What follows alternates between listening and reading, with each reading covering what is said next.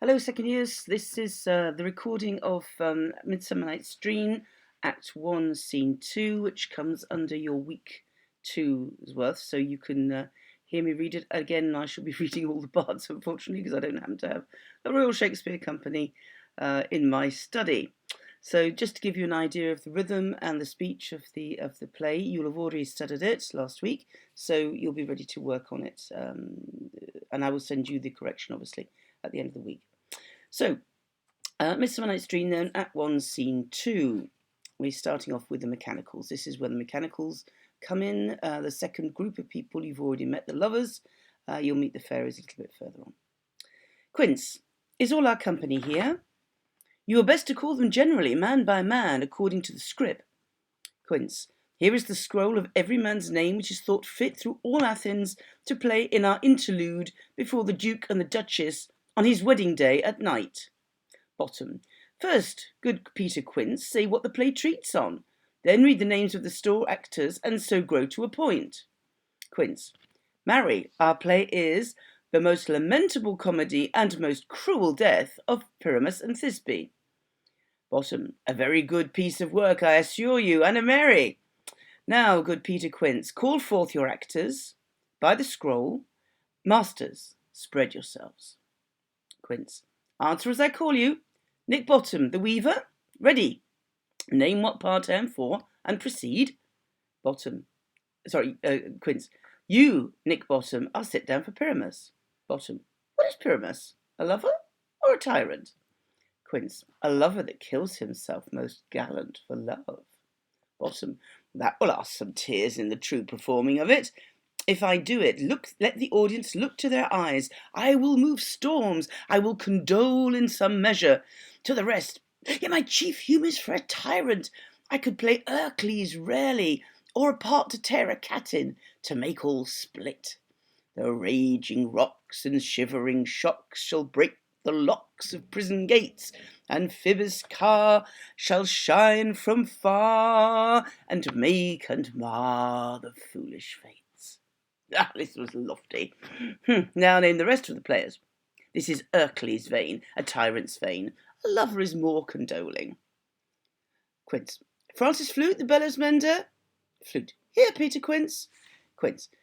Flute, you must take Thisbe on you. Flute. What is Thisbe? A wandering knight? Quince. It is the lady that Pyramus must love. Flute. Nay, faith, let me not pay a woman. I have a beard coming. Quince. That's all one. You shall play it in a mask, and you may speak as small as you will. Bottom. And I may hide my face. Let me play Thisbe too. I'll speak in a monstrous little voice. Thisbe, Thisbe. Ah, Pyramus, my lover dear, thy Thisbe dear and lady dear. Quince. No, you must play Pyramus, and Flute you Thisbe.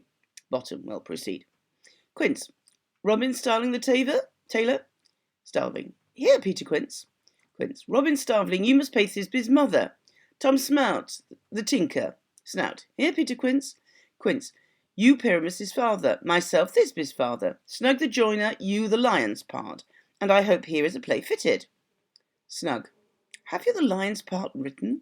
Pray you, if it is, give it to me, or I am slow of study. Quince. You may do it extempore, for it is nothing but roaring. Bottom. Let me play the lion too. I will roar that I will do any man's heart good to hear me. I will roar that I will make the Duke say, let him roar again, let him roar again. Quince. And you should do it too terribly. You would fright the Duchess and the ladies, that they would shriek, and that were enough to hang us all. Ah, that would hang us, every mother's son. Bottom. I grant you, friends, if you should fright the ladies out of their wits, they would have no discretion to hang us. But I will aggravate my voice so that I will roar you as gently as any sucking dove. I will roar you and twir any nightingale. You can play no part but Pyramus, for Pyramus is a sweet-faced man, a proper man, as one shall see in a summer's day, a most lovely gentleman-like man. Therefore you must needs play Pyramus. Bottom. Well, I will undertake it. What beard were I best to play it in? Why, what you will. I will discharge it in either your straw-coloured beard, your orange tawny beard, your purple ingrain beard, or your French crown colour beard, your perfect yellow. Some of your French crowns have no hair at all, and then you will play barefaced. But, masters, here are your parts, and I am to entreat you, request you, and desire you to con them by tomorrow night, and meet me in the palace wood, a mile without the town, by moonlight. There we will rehearse, for if we meet in the city, we shall be dogged with company, and our devices known. In the meantime, I will draw a bill of properties, such as our play wants. I pray you, fail me not. Bottom. We will meet, and there we may rehearse, most obscenely and courageously. Take pains, be perfect. Adieu. Quince. At the Duke's Oak we meet. Bottom. Enough. Hold or cut those strings. Exeunt. End of scene.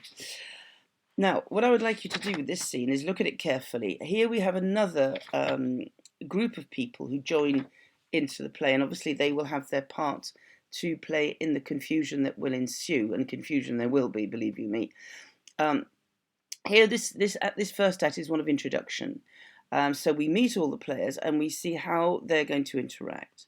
Now here we realise that this play that the mechanicals are rehearsing is going to be shown, is going to be staged, if they are chosen, to play at the wedding of Hippolyta and Theseus. So here we have a bunch of people. Now, the joiner, the weaver, the bellows mender, they are not intellectuals. They are ordinary rough-handed men, as Pilates will say, and they do not have the capacity to play high drama. Tragedy, which obviously this was supposed to be a tragedy, and you will have guessed, obviously, Pyrrhus and Thisbe is based on Romeo and Juliet, which is one of Shakespeare's tragedies, is not going to be an easy one for these workmen. We call them mechanicals. In French, you call them les artisans, to handle. So I'd like you to go through the text and look at all the mistakes, verbal and grammatical mistakes, that are in here. For example, line 2, you were best to call them generally. Well, generally means everybody. Man by man. Well, generally and man by man are non sequiturs. It doesn't make any sense, according to the script. Here is the scroll of every man's name, which is thought fit through all Athens to play in our interlude. Interlude, it's not an interlude, it's a prelude. Before the Duke and Duchess on his wedding day at night. It's on their wedding day in the day. It's not at night. So there are misnomers, malapropisms, misuse of vocabulary, and words that are generally not in the right place. So go through the text carefully and pick those out, and you will see that they come to make something quite different of the play than what it should be. This needs careful study and careful reading. So you can't do it at a first reading. You need to go through it and through it. If you have a possibility to, for 2 or 3 of you to get together, masked obviously, respecting the distances obviously, to read it out loud, then that could be quite fun. Even if you have to do it on Zoom or whatever, that might be also a possibility. Okay, so have a look at those. Have a look at the misuse of language and the misuse of the people playing, who are deemed to play in this so-called tragedy. What will they make of it? Possibly not what is expected. So I will send you a hint about the text commentary that is possible to build from this scene, but those are certain pointers that you should be looking through. Obviously, the general manipulation of Bottom. He wants to play everything. Obviously, he can't do it. This is a scene for many people, and his ignorance and his overweening enthusiasm to play all the parts will obviously exasperate and make a ridiculous total of the sum of the parts that they are deemed to play. So have a good read of this and go through it with a fine-tooth comb. Pick out these things that I've asked you to do, and I'll see you on the site soon. Bye-bye.